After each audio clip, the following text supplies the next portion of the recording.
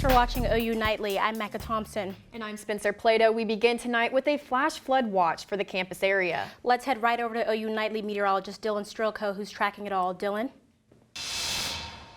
That's absolutely right. A flash flood watch was issued today, and that will expire on Thursday at 1 p.m. And that does include the OU Norman campus as well as the Oklahoma City Metro, even down there in Ardmore and Lawton as well. Now, timing this out for you, we're going to see those showers and thunderstorms start to make their way into the area by around midnight. You're going to see those showers start to pick up and then really pick up in intensity by Thursday at 10 a.m.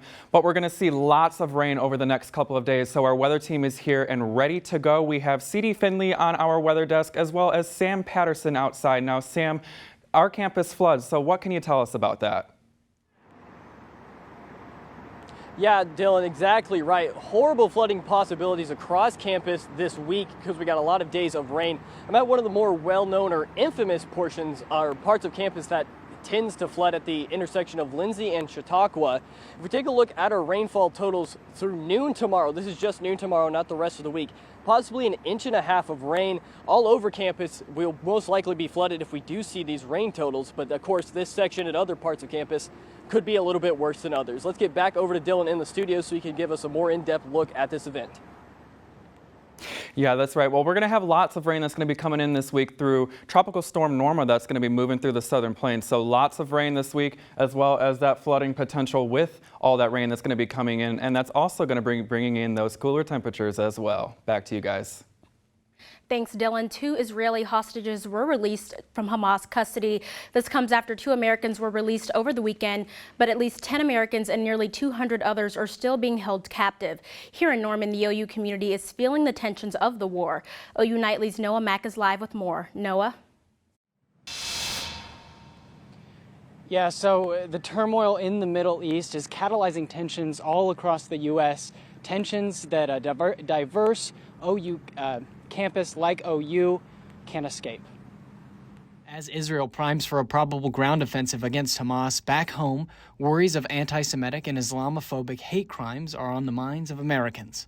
Alan Levinson, the director of the Schusterman Center for Judaic and Israeli Studies, has concerns about hostility right here on OU's campus. Fortunately, we've been able to have honest and frank disagreements without it feeling threatening or dangerous, but I'm not 100% confident that will remain the case. Police departments across the country are becoming increasingly wary of potential threats to their community. Norman Police tells OU Nightly they are remaining vigilant and also keeping in contact with community and religious leaders in Norman to ensure their safety. And in an address to the nation from the Oval Office, President Joe Biden urged Americans to stand against hate, no matter what form it takes. We must, without equivocation, denounce anti-Semitism. We must also, without equivocation, denounce Islamophobia. And to all you hurting, those of you hurting, I want you to know I see you. You belong. Levinson resonated with Biden's message, but says he's been keeping a healthy distance from the news cycle. Because it becomes debilitating. So he's sticking to what he knows best, being a university professor. Because frankly, if all I did was follow news reports about this conflict, I wouldn't be grading midterms and I wouldn't be preparing classes. Yeah, so the Norman Police tells me that they are unaware of any current threat to the community at this moment, but they will remain to keep a watchful eye on Norman. Reporting live from campus, Noah Mack, OU Nightly. Thanks, Noah. We continue to cover the Israel-Hamas war. Now a British-Palestinian surgeon helping at a Gaza hotel says that without electricity, the hospital will turn into a mass grave. OU Nightly's Abby Williams joins us in the news center with this and the rest of today's headlines. That surgeon says the hospital he is helping in now has run out of burn dressings, and more than 100 patients in the hospital have burns covering 40% of their bodies. There are also 150 patients on ventilators, and the electricity is starting to cut in and out. 34 trucks filled with aid traveled into Gaza over the weekend. Homicide investigators in Michigan are searching for a suspect and motive after synagogue president Samantha Wohl was found stabbed to death outside her Detroit home. Today she was laid to rest. and her sister spoke at her funeral. Samantha Wool may have been the nicest person that I have ever met or will ever meet. Detroit police say as of now they have no evidence that anti-Semitism was the motive. At a New Orleans school, a victim of an alleged rape says she had to wait hours before an officer showed up to investigate. 911 call logs show the first call came from the father of the victim, reporting that his daughter was raped and needing police.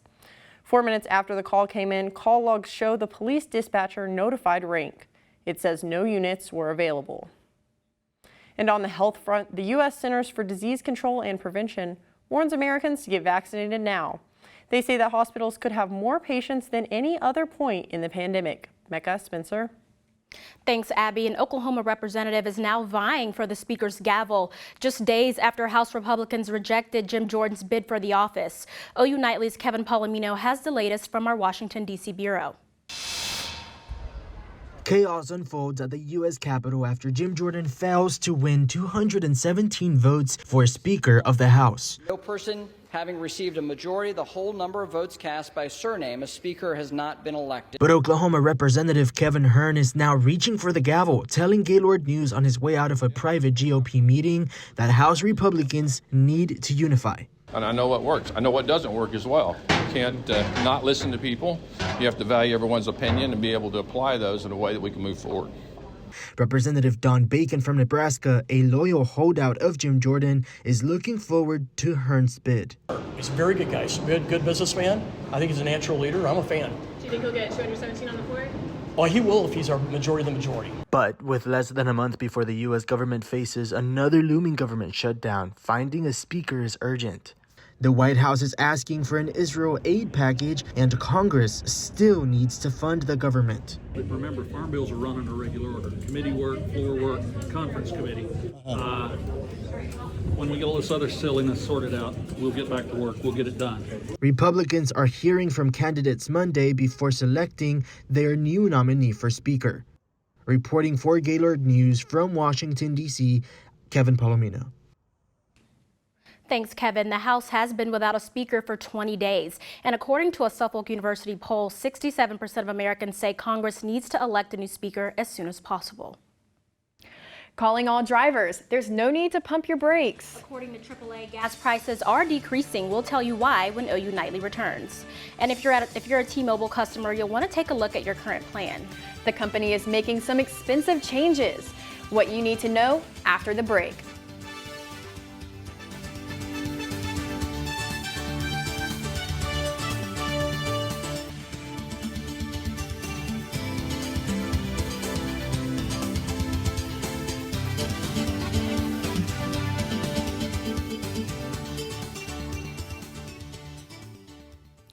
The Biden administration says they're reducing student loan debts after the Supreme Court strikes down the original forgiveness program. OU Nightly's Kaylee Carnine has this and more in today's Money Matters. The administration says they have canceled more than $48 billion in debt since June. The cancellations come through existing federal student loan forgiveness programs, but they are limited to specific categories of borrowers. Biden's Republican critics say that some of his debt relief actions are illegal. That's more student loan forgiveness than any other presidential administration. And good news for commuters, low gas prices continue to take the driver's seat. According to AAA, the average price of gas has dropped 8 cents from last week and 32 cents from a month ago. Today, the current average in Oklahoma is $3.23, according to AAA. But AAA says oil and gas prices could rise if fighting in the Middle East spreads. Heads up, T-Mobile customers, you need to review your next phone bill. T-Mobile is automatically switching some customers to more expensive plans. This will mostly affect customers on older unlimited plans. Older plans will be changed to T-Mobile's 5G network plan that starts at $75 per month. Users will be able to keep their current plans or opt out of the new one by calling customer service. And at the box office, the Oklahoma-based movie Killers of the Flower Moon grossed $44 million worldwide during its opening weekend. Mecca, Spencer. Thanks, Kaylee. Pumpkin patches are a fall favorite, but for one local patch, it adds some history to the fall attraction. See what makes it special after the break. We have an active weather pattern, lots of rain coming in that's going to bring the risk for some flash flooding. So stick around and I'll tell you everything that you need to know.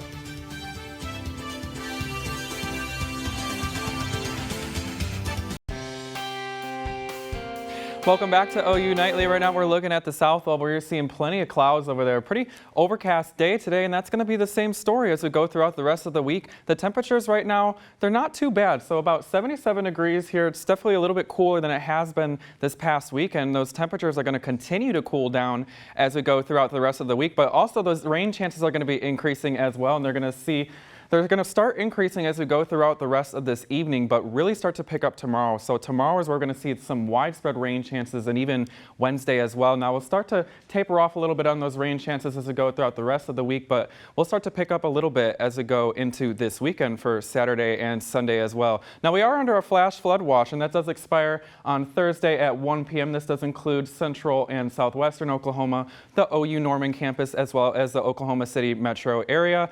Now, as we take a look at our current live picture, you're going to see the remnants of Tropical Storm Norma coming in from the Pacific Ocean, and that's going to really help fuel that moisture that's coming into our area. And you're going to see, if we're zooming in, those clouds are hanging out around here. Those showers are fairly light right now. They're to our south, and those showers and thunderstorms are really going to expand in coverage as we go throughout the rest of the evening. Those will expand north, especially by around midnight. So timing this out for you, we're going to see those showers and thunderstorms really start to get into the area and pick up in intensity about 5 a.m. And then this will continue throughout the rest of the morning. We have a second round of showers and thunderstorms expected around Wednesday morning as well, and that will continue again by Wednesday evening, 11 p.m. We still have showers and thunderstorms sticking around with us, and that's really going to help to bring up those rain totals that we're going to see across the area. So anywhere from 2 to 3 inches is expected. We could see locally higher amounts as well, 2 to 2.7 inches here in Norman, but down south of us, 3.5 in Ardmore and 3.4 inches in Lawton. So anywhere from 2 to 4 inches is generally what we can expect, but if we get some heavier thunderstorms traveling over our certain areas, we could be definitely seeing some locally higher amounts. Now we're going to get into tonight. The temperatures are going to come down into the 60s, so about 67 degrees, but the rain chances are really going to start to pick up this evening, and then those will continue throughout the rest of the day tomorrow. You're going to see 70% chance for rain on Tuesday. Those temperatures are going to stick in the 70s for this week. On Wednesday, we have a 60% chance of rain. Again, those chances start to decrease as we go throughout this week, though. On Thursday, we're going to drop down to 20%. By Friday, we should have a relatively more clear day, but then the temperatures again are going to stick into the 70s for this week, and the rain chances will pick back up this weekend. The temperatures are going to continue to drop down into the 60s and even into the 40s by next week. But overall, those winds this week are going to remain fairly high. Lots of rain chances, that flash flooding potential. The sun should return by next week.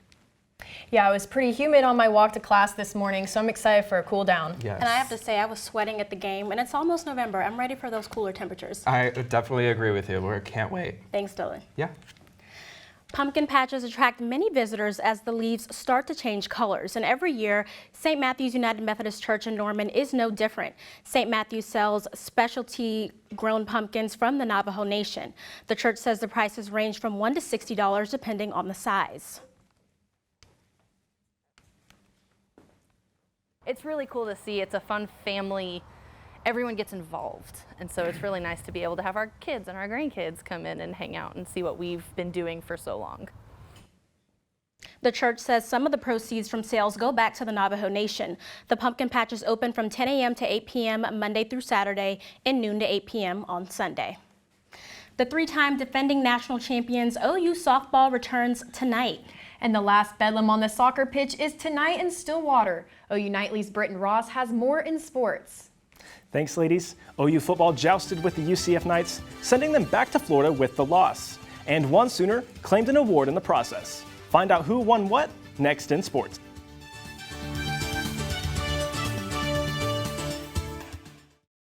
Hello, I'm Britton Ross, and it's time for sports. Oklahoma football jousted with the Central Florida Knights on Saturday. OU Nightly sports reporter Kenzie Iserman was there to see all the action. Home sweet home. OU was back at the Palace after being on a bye week and then previously facing Texas on the road. And the Sooners' slow start today startled Sooner Nation, but they did have their highlights, including redshirt freshman phenomenon Nick Anderson tallied 2 touchdowns for the Sooners and for his own record.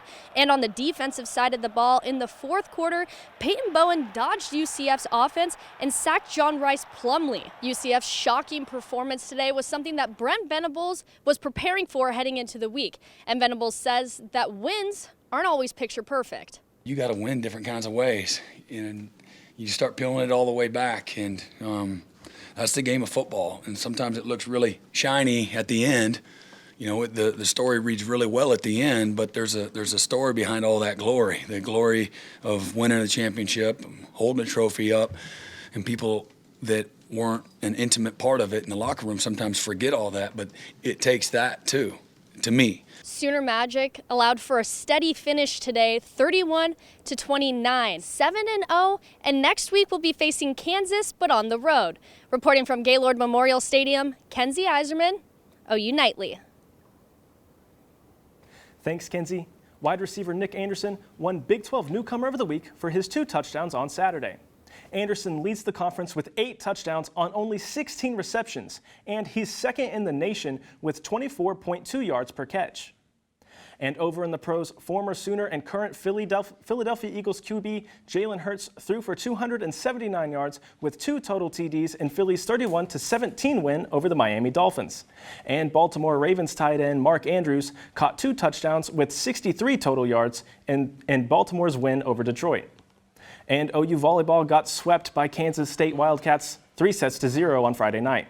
Sophomore Alexis Shelton led the Sooners with 14 kills. The 3-time defending national champion OU softball team returns with an exhibition match against Seminole State tonight. The 2 teams are scheduled to play 2 5-inning games tonight at 6. And OU soccer goes on the road tonight for a bedlam match with Oklahoma State.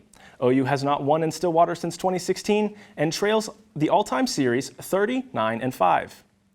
The OKC Thunder graced the cover of Slam magazine, who labeled them the coolest team in the NBA. The Thunder opened their season Wednesday night against the Bulls at 7 p.m. Mecca, Spencer? Thanks, Britton. The month of October is the perfect time to indulge in sweets because of Halloween. Many Americans enjoy the spooky season with Halloween candy, and findings from a data report are showing favorites across the country. See what treat is a favorite in the state of Oklahoma when OU Nightly returns.